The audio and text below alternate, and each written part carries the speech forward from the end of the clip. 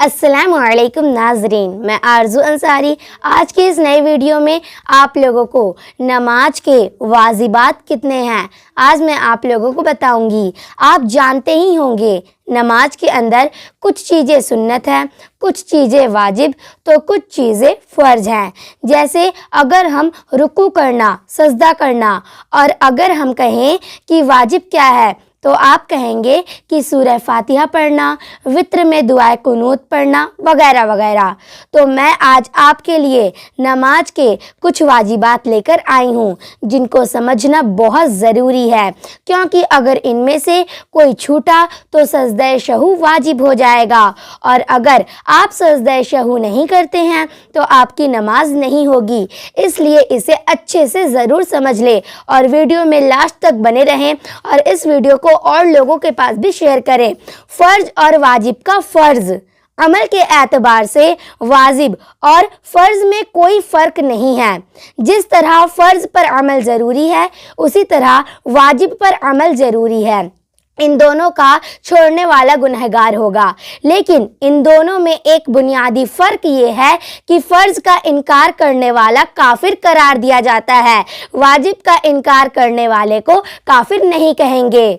اب میں آپ لوگوں کو نماز کے واجبات بتا دیتی ہوں۔ نمبر 1 پر ہے سورہ فاتحہ پڑھنا، یعنی کہ الحمدللہ پڑھنا۔ نمبر 2 پر ہے سورہ فاتحہ کا تکرار نہ کرنا۔ ہر 2 رکعت میں سورہ فاتحہ صرف ایک بار واجب ہے، لیکن اگر 2 بار پڑھ لیا تو سجدہ سہو واجب ہو جائے گا۔ ہاں، اگر سورہ فاتحہ پڑھ کر کوئی اور سورہ پڑھی اور پھر سورہ فاتحہ اسی رکعت میں پڑھی تو کوئی حرج نہیں ہے، کیونکہ سورہ فاتحہ قرأت کے درجے میں آ گئی، اسے تکرار نہیں کہیں گے۔ نمبر 3 پر ہے کوئی سورہ ملانا۔ نمبر 4 پر ہے قاعدہ اولیٰ میں بیٹھنا، اتحیات پڑھنا۔ دوسری رکعت میں اتحیات پڑھنے کے لیے بیٹھنا واجب ہے۔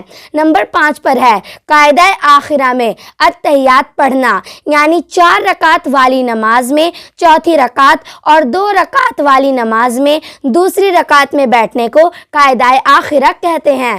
نمبر 6 پر ہے لفظ سلام کے ذریعے نماز کو ختم کرنا، یعنی کہ السلام علیکم ورحمۃ اللہ کہہ کر نماز سے نکلنا۔ نمبر 7 پر ہے نماز وتر میں دعائے قنوت پڑھنا۔ وتر میں تیسری رکعت میں دعائے قنوت پڑھنا واجب ہے۔ نمبر 8 پر ہے فرض کی پہلی 2 رکعت میں قرأت کرنا۔ فرض کی پہلی 2 رکعتوں میں سورہ فاتحہ کے بعد کوئی بھی سورہ ملانا واجب ہے، آپ کوئی بھی سورہ پڑھ سکتے ہیں۔ اگر ان کو چھوڑ کر تیسری رکعت میں اور چوتھی رکعت میں قرأت کی تو واجب ہے، چھوٹنے کی وجہ سے سجدہ سہو لازم ہو جائے گا۔ نمبر 9 پر ہے رکوع اور سجدے میں اطمینان کا مظاہرہ کرنا۔ ہر چیز کو اطمینان سے، یعنی اچھی طرح ٹھہر کر رکوع اور سجدہ کرنا، اور پہلے سجدے سے اٹھ کر اطمینان سے بیٹھنے کے بعد پھر دوسرا سجدہ کرنا۔ نمبر 10 پر ہے سجدے میں پیشانی کے ساتھ ناک زمین پر رکھنا۔ اگر کوہنی نہ ہو تو پیشانی بھی اور ناک بھی دونوں سجدے میں رکھی جائے گی۔ نمبر 11 پر ہے قوما کرنا۔ رکوع کے بعد سیدھے کھڑے ہونے کو قوما کہتے ہیں، جس میں سمیع اللہ لمن حمدہ ربنا لک الحمد پڑھا جاتا ہے۔ نمبر 12 پر ہے جلسہ کرنا۔ پہلے سجدے سے اٹھنے کے بعد دوسرے سجدے میں جانے سے پہلے سیدھے بیٹھ جانے کو جلسہ کہتے ہیں، اور یہ واجب ہے۔ نمبر 13 پر ہے ظہری نماز میں ظہری سری نماز میں سری قرأت کرنا۔ مغرب اور عشاء کی پہلی 2 رکعتوں میں اور فجر کی دونوں رکعتوں میں امام کا بلند آواز سے پڑھنا، اور ظہر اور عصر کی 4 رکعت میں، مغرب کی آخری رکعت میں اور عشاء کی آخری 2 رکعتوں میں آہستہ پڑھنا واجب ہے۔ اگر سری نمازوں میں 3 چھوٹی آیت یا لمبی آیت کے بقدر زور سے قرأت کی تو سجدہ سہو لازم ہو جائے گا۔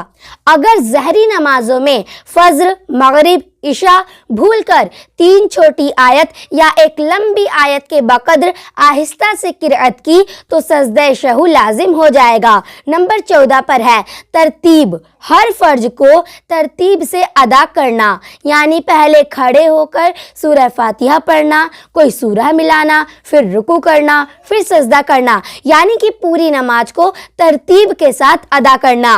और नंबर 15, दोनों ईदों की नमाज में ज़ायद तकबीर कहना।